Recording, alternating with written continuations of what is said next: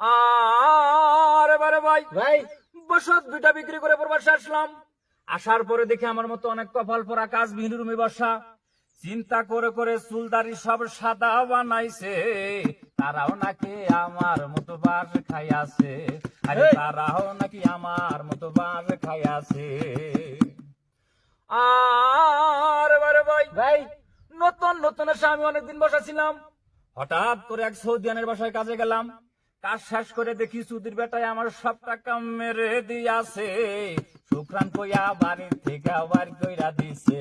আরে শুক্রান কইয়া বাড়ির থেকে আবার কইরা দিছে।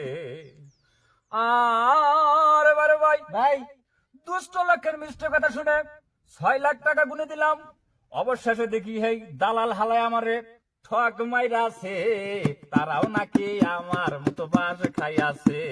এই প্রবাস আইসা বাস খাইলাম, আগে বুঝি